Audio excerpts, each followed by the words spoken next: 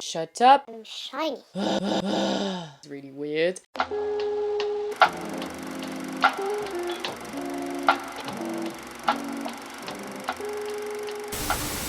Hey everyone, I hope you're doing well. So today it's gonna be the first video where I filmed because I've received my camera. Today's video is gonna be about Q&A. It's mainly gonna be about my process, my pathway, and what comes next, more or less. I'm gonna put some time code probably for each topic, so you can go wherever you're interested into. So let's start. The first question that came a lot was, where did I learn graphic design? I kind of learned by myself, but that's not entirely true. To rewind a bit, I'm studying textile design, and textile design is very graphic because I focused in print. I design a lot with my computer for my textile. I finished my second year last year, and I had the opportunity to do a placement year in between my second and third year, which I'm doing right now. Just because I don't have all the machinery and the workshop I need to create textile, I didn't want it to stop creating. That's what pushed me doing this 1 year challenge. And I decided to go with a digital approach as I couldn't really print on textile. Textile led me to graphic design, but most of my knowledge in graphic design is definitely from YouTube. YouTube is just the best way to learn freely for our generation. And I feel it's really a huge luck. So be sure to use it as much as you can. The second question was about my process. My process is that I really want to try to look at everything. It might sound dumb, but when you walk around in the street, everywhere and anywhere, there will be some very interesting colors or textures or composition that you can use. Because when you start thinking the other way, meaning that you know you're gonna use it for digitals, and you know on digitals you can just transform in a crazy way everything you're doing. So if you're seeing like an amazing contrast between two buildings, but like the colors are off, the light is not great, you don't really care about that because you have those two blocks that you really like, and then you can really work with it in any way you like. You could change the colors, the lighting, you could crop. It's really liberating to know this beforehand. So I'm taking inspiration from nature, obviously. I love the sky, the clouds. This is where all the gradients are coming from. But I'm also really fascinated with water reflection, which I'm trying to achieve with 3D usually. Water reflection to me is mesmerizing. And on another side, as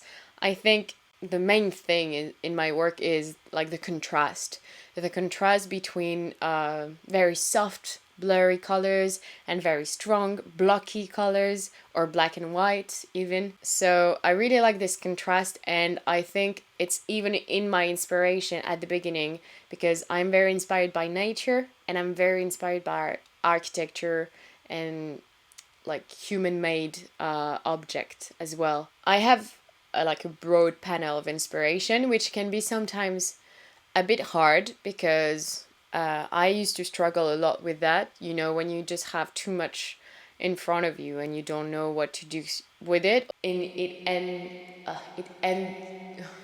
ends up being not really coherent, and that's a bit of a shame. The best way to avoid that, if you're like me and you have like tons of interest, is then to go on with references. Some schools, like art school, will tell you to do it the other way around. I don't personally advise it, as if you start with references, you might get too influenced by them, and without even noticing it, you might copy a bit too much. But if you use your own images to begin with, then you are starting with your own mind. So you will be way more original this way. So first, inspiration, then references. So obviously, check out your favorite artist, and a good way to do that is Pinterest. I mean, you obviously know Pinterest, but it's just such a great way to make mood boards and select everything you'd like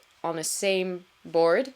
I do use Pinterest a lot. For those who wants to know my main references, it varies from a project to another. The main ones would be Niki Phalle, which is a French feminist artist. She did those huge woman sculpted and very colorful, and those amazing sculpture with like shiny tiles, so it reflects colors and lights. It's amazing. And I love Show. He's way more recent. You can check his Instagram as well. I'm gonna put you something here. He worked with colors obviously a lot and movement, and that's really intriguing to me. Another references would be Jan Davenport. He is a British artist. Another amazing artist in another field would be Matisse. I mean, his shapes are amazing.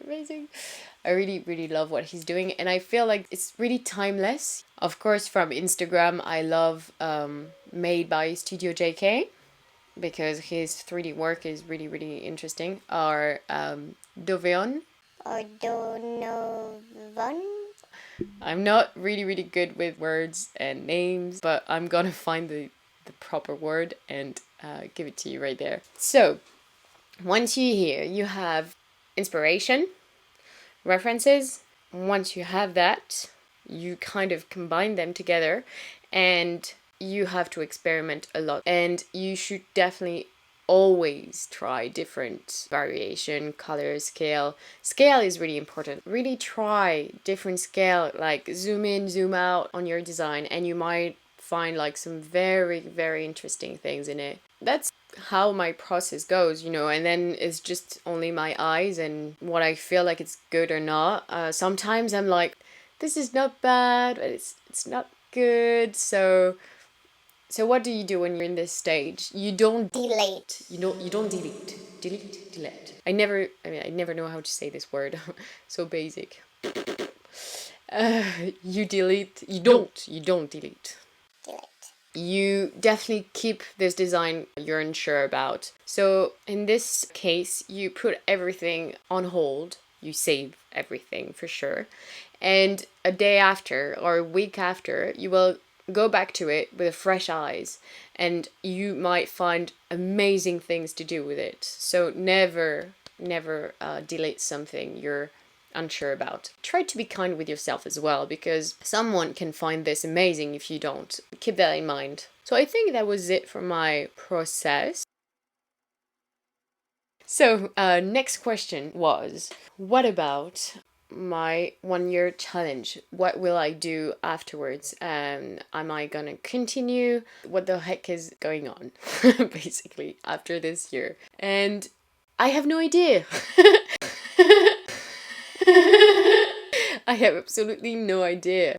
Well, I do a bit. I haven't made up my mind yet, just because next year is my final year as a textile designer, and I know I'm gonna have a lot of work to do for my final collection. I am gonna create a second Instagram in October, more handmade, textile based, experiment based, so it's gonna be fucking colorful and bright. Could be really interesting also for you to see like the difference between digitals and real life creation. I'm starting from zero again. It's really hard, but I'm gonna do it anyway. I will probably continue my 1 year challenge. I might continue. I really want to continue, to be honest. You know what? If you have other challenges to propose, I'm up for it too. That could be interesting. Let's create some challenges. What would be your design challenge? Interesting. So this is a question that always comes up. What software do I use? And it really depends. One thing for sure is I always always use Photoshop at some point, just because Photoshop is the best way to, do the finishes as well. So Photoshop is the number one. Illustrator, I don't use it that much, just because it's less natural, I feel, because you have to think in a certain way to use Illustrator. Like, you have to think with shapes and how to build shapes and how to deconstruct shapes as well, which is not exactly how my mind works. So I use Illustrator only when I know I want something either simple, when I'm working with specific gradient, or when I'm obviously creating something that I need to be in vectors. Another software really interesting is After Effects. I do love this software. I have to admit, at the beginning I thought it was a bit, I don't know, not very user friendly, it was like a lot of boxes and words, and I was not really feeling it. But the more you use it, the simpler it gets. I know it's obvious, but I mean, it's not as complicated as you could think. And if you want something like an introduction to After Effects, like, just how to set up your document and what is each box doing, I could do that as well. So let me know in the comment if you'd like an introduction to After Effects. So After Effects is also in my top 3 for sure, just because you can create animation, but from those animation you can create design, and that's amazing. It's life-saving, it's time-saving, it's just so great. And it's also a great way to be surprised, because this is what I love the most with digital's design, is that you are most of the time really surprised with the results. And After Effects is really giving you this with like all the distortion tools. That's a really good thing to explore. To export my video from After Effects, I'm using Adobe Media Encoder, which you have in the Adobe suite. Otherwise, I do use a lot Cinema 4D those past few months. It's not as easy as I would like it to be. So Cinema 4D and Dimension. Dimension is also a 3D software from Adobe, but it's not a modeling 3D software. It's more a post-production 3D software, meaning like you can play around with the light and the colors, stuff like that, but you don't have control over the shape. So to render on Cinema 4D, I'm using Corona. Not for the joke. I'm just using Corona because, to be honest, it's the only one I could Make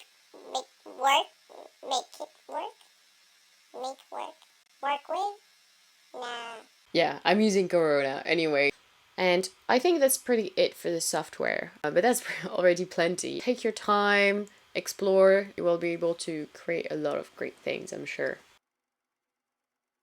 About 3D, someone asked me about the best and easiest way to create 3D. I feel like those two words don't go together.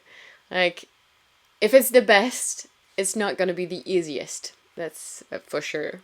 I would say the easiest would be Dimension, but you don't do the modeling part though. Another easiest would be Blender, and the hardest would be Cinema 4D. Cinema 4D is not that hard. It's just a bit tricky, You have to look everywhere, and definitely watch some tutorials as well. Yeah, it's really worth it. Another question was Mac or Windows. And that's a really interesting question for me, because I'm in this category of Apple addicts, kind of. Like, I've always had Mac, I've always had iPhones. I'm so used to Apple. I'm just worthless on Windows. I just don't know how to create a document. It's a shame. It's really a shame. But I've been thinking about switching for Windows lately, and I'm gonna explain why. If you're just doing Photoshop and Illustrator, Mac is fine. Well, like, Windows is fine too. I guess. As soon as you go in really heavy document and rendering, you might need a huge PC at home. The thing is, I'm working with the latest MacBook Pro. Even though it's like the most powerful MacBook Pro right now on the market, it's still not good enough for 3D rendering and After Effects. Like, I'm asking a lot from my computer, really, and he's not liking it. Like, the fan is going crazy. He's being really slow, he's heating a lot.